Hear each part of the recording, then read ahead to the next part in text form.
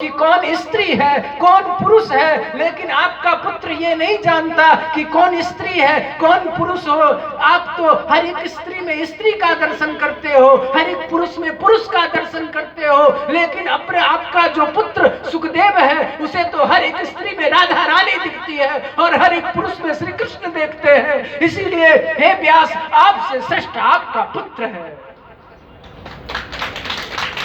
राधे राधे। क्योंकि दुनिया के हर नारी में उसे भगवती का दर्शन होता है, जगदम्बा का दर्शन होता है, जानकी का दर्शन होता है, राधा रानी का दर्शन होता है, और हर एक पुरुष के भीतर उसे राम और कृष्ण का दर्शन प्राप्त होता है। लेकिन हे व्यास, आप तो किसी पुरुष को देखते हो तो विचार करते हो ये काला है, ये गोरा है, ये छोटा है, ये कामी है, ये क्रोधी है, ये मत्सरी है, ये दम्भी है, लेकिन पुत्र आपका विचार नहीं करता। आपका पुत्र तो सब में नर और नारायण को देखता है। इसलिए हे व्यास, आपसे श्रेष्ठ आपका पुत्र है। उसी समय व्यास की बुद्धि छिन्न हो जाती है, कुंठित हो जाती है, और वो वहां से घर लौट आते हैं।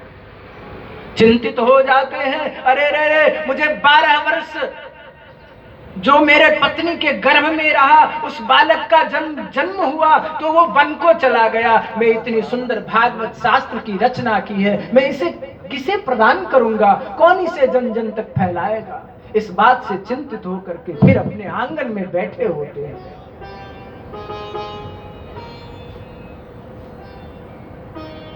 व्यास के हजारों की संख्या में विद्यार्थी है जहां विद्या अध्ययन करते हैं, और उसी विद्या अध्ययन के क्रम में विद्यार्थी वन में लकड़ी लाने जाते हैं, जहां उन्हें भय डर महसूस होता है। व्यास से कहते कि हे गुरुजी, मुझे वन में डर लगता है। व्यास जी ने कहा, चिंता मत करो, मैं तुझे 2-4 श्लोक कंठस्थ करा देता हूँ। जाना वन में और उस श्लोकों का उच्चारण करना, तुम्हारे भीतर जो भय है वो भाग जाएगा।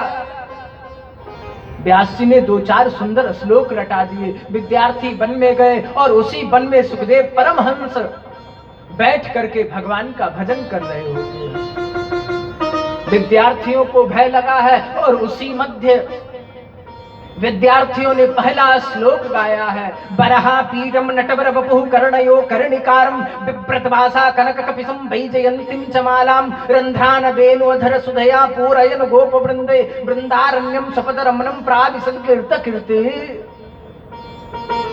जैसे ही विद्यार्थियों ने ये पहला श्लोक गाया है, उसी समय सुखदेव की समाधि खुल गई है और उसने कहा, अरे रे रे, बरहा पीडम, जो सुंदर उसका स्वरूप है और अपने मुखमंडल के ऊपर, अपने सर के ऊपर एक मुकुट धारण कर रखा है जिसमें मोर पंख लगा हुआ है। बरहा पीडम नटवर बपू, इसलिए वो नट के समान जान पड़ता है।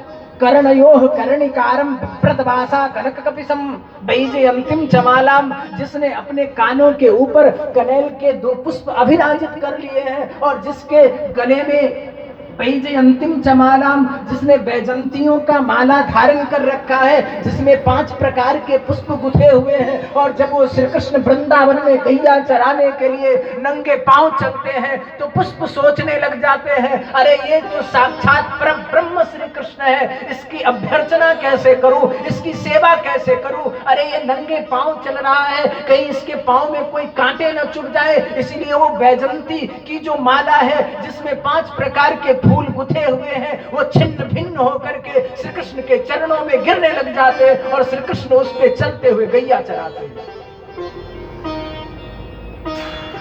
वैजयन्तीं च मालां रंध्रान वेणोधर सुधया, अपने ओष्ठ पर श्री कृष्ण वेणु धारण करते हैं और सुंदर वेणु बजाते हैं। जैसे ही वेणु बजाते हैं, गोपियों को अपनी ओर आकृष्ट कर लेते हैं। गोपियां दौड़ी दौड़ी आ जाती हैं, उन्हें देखने लग जाती हैं, देख के आनंदित हो जाती है। अरे रे रे, ऐसा भगवान जो नंगे पांव वृंदावन में चल रहा है, इतना सुंदर भगवान।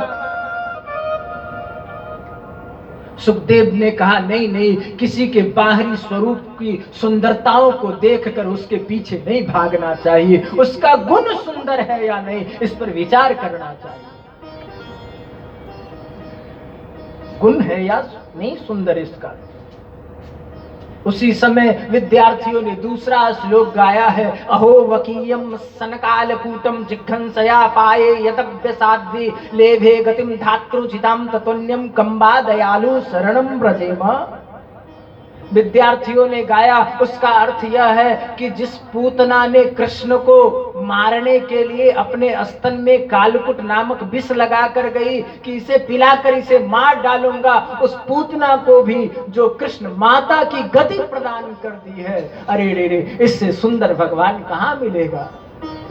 जो शत्रु से भी शत्रुता नहीं रखते, अरे रे, यही तो प्रेम करने का अधिकारी है। उसी समय सुखदेव की समाधि खुल जाती है। दौरे दौरे आते, विद्यार्थियों बताओ बताओ कहां से आए हो, इतना सुंदर श्लोक कुछ मुझे भी बता दो। विद्यार्थियों ने कहा, मेरे पास तो 2, 4, 10 ऐसे श्लोक मिलेंगे। मेरे गुरु जी हैं जिनके पास 18,000 श्लोक है। तब सुखदेव परमहंस फिर व्यास के पास आते हैं, देखते ये तो मेरे पिताजी हैं।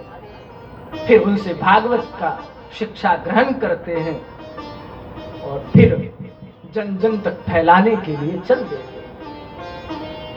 इधर सूत जी चर्चा करते कि महाभारत का दिव्य युद्ध होता है, सारे वीर मर जाते।